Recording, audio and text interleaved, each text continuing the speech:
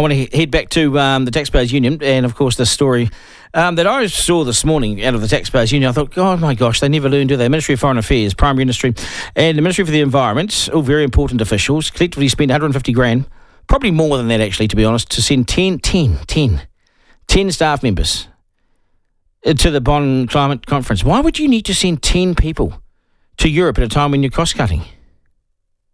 It sends the wrong message. And all these ministries, apart from Foreign Affairs, have been cutting back the 7% needed, requested by the government.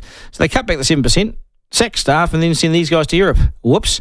They might get a little bit of a whack across the wrist for this one. Taxpayers Union Policy and Public Affairs Manager is James Ross. G'day, James. How are you? Yeah, not too bad. Yourself? Yeah, pretty good, mate. Pretty good, thank you. The irony of telling the world not to go on flying around the world, and then we go and do it. But 10 people, was it necessary? Yeah, look, I know. I mean, this is, it's Taxpayers Union bread and butter, bureaucrats spending far too much money going off on their jollies around the world, being told to make savings and to cut back, and yet, as you say, the money we know about, 150k, but that's not including GST. It's not including some of MFAT's expenses, which they couldn't collate for us in time. So we've got a figure of 150k for 10 people. It's actually going to be significantly bigger than that in reality for people to fly off around the world having fun. Well, if MFAT can't collate their numbers, that would suggest to me that it may well be double this, because MFAT don't do anything, and I've travelled with them before many times, on different jaunts and junkets and things as a political journalist, and I tell you what, man, they do not do things by half, Well, that's the thing. We've got, for MFAT in particular, we've got their figures for flights and accommodation. We don't have their figures for entertainment or meals, and as you say, MFAT aren't exactly known for keeping the stopper in the champagne. No, well, they look down their nose at the rest of the country, and they haven't had to cut their cloth either. Winston Peters managed to escape many of the cuts, really, didn't he, at Foreign Affairs? So why would you need to send 10 people? If this was a private sector business looking at a conference in Europe, you might send one. If you're lucky, you might not go at all. You might Zoom it. I mean, the internet's pretty good these days, right? Yeah, exactly. And this is the point that we've made: is if you need these many people there, why can't they Zoom in? It's looking at the huge list of people that have gone. Frankly, some of them do seem to have been treating it like a jolly. If we look at flights, one person's flights there cost $2,500, one person's cost $12,500. Someone's been having fun on the business in the business lounge. But the simple fact of the matter is $12,500 as business class. Yeah, it's what, 5 times as much as the cheapest flights on the same trip from the same department. But the simple fact of the matter is that New Zealand already has the ETS. We know if we're going to be reducing emissions, we know how to do it the most efficiently. What are they learning while they're travelling over there that's worth 150k of the taxpayers' money? Well, let's have a little guess here. Let's look at who could possibly be going for 10 people. So if you're going to say, let's at least have some representation there, because the world's looking. So the world wants New Zealand around the table. We're really important in our own lunchtime. So let's send 10 people? Honestly, as a journalist, we struggle to get to two big events these days, and if we did go, we might go on the real cheap, and it would only be one of us, and all that sort of thing. But to send 10, it just gives the middle finger to New Zealand, and it says we are still of the largesse approach. We have no idea, we haven't read the room, and we're completely out of touch. That's what it says to me. And if this was private money, they wouldn't be doing this.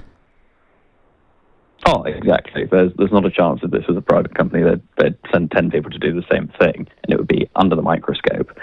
But the facts of the matter are that this, it's not exclusive to this one conference, and it's not exclusive to these departments. There is a culture across government of going on these enormously expensive junkets, and that's the problem, is that they think they can get away with it. So why would they bother being restrained? Because everybody's doing it. Well, I'd love to know, and this is just one conference, as you say, but it's the tip of the iceberg stuff, and I've been reporting on this stuff for years, these sort of trips, and it used to be, oh my God, it used to be way worse, I think. But the culture is, Foreign Affairs don't believe that they should have to cut their cloth in terms of, how things are back home. They believe that they're, a global entity, and they're very important, and they must be at these meetings. But to have 10 people, I can't even understand why you wouldn't have 5. Can't 5 people pass on the message? Do you really need, who would you possibly send to a town? I thought we'd cut so many staff back, we wouldn't even have 10%. 10 people. I know. You've touched on the issue there, is that MFAT, frankly, just aren't prepared to make the same savings that are being asked of the rest of the public service. This was an environment conference, and yet MFAT were the biggest spenders by a big old chunk. We made a revelation a couple of weeks ago that MFAT are still spending $5 million a year on their staff's private school for their staff kids. The savings are there. They're just not willing to make them. Yeah, well, they're not prepared to. They think they're better than us, and they look down their nose at us. And honestly, I've met a number of these people. Some are okay, but honestly, the way they look at themselves compared to the rest of New Zealand, they're the only ones that haven't had to make any sacrifices. We've all made sacrifices in our sort of business lives and our personal lives. We've all had to cut things out and respond accordingly. But these guys are living in la la land. Hence why they can send 10 people. Yeah, exactly. And it's we've, as well as this particular release that we've put out, we've spent the last couple of months digging deep into MFAT in particular and finding all these savings and making the point that although the ministers are saying these savings can't be found, we're finding them. So at some point you have to stop blaming the bureaucrats and you have to start blaming the ministers for not acting on the savings that are being pointed out to them. I'm going to read to you now. I'm going to read to the public some of the people that went, some of the job titles. So number one, the first person to go was the Climate Change Ambassador. Then there was a Unit Manager Climate Change. Then there was a Senior Advisor Climate Finance. This is Ministry of Foreign Affairs. There's a Policy Officer Climate, Antarctic and Environment Division, Ministry of Foreign Affairs. And a Policy Officer Development, People and Planet Division. I mean, you're off the planet here. So there's your 5 staff from MFAT. So there's 5 people there. And the flights for the Climate Change Ambassador cost $12,378. He's clearly very important, or she, and her accommodation was $5,200. But the Unit Manager, Climate Change, he got $11,000 worth of flights. But the poor bugger from the Policy Officer, CAE, and the Policy Officer from the Development, they must have got the cheapy flights because they only spent $2,000 and $6,000 accordingly. So they've been chucked down the cattle class, haven't they? It shows that it's possible that if you are going to do these sort of trips, you can do them cheaply. You've just got to give up your membership at the business lounge. Well, they won't do that because 4 of the 5 went business class.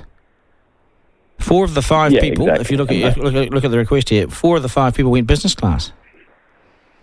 Is that really necessary? To us is just. It's not how we live. It's not how we live.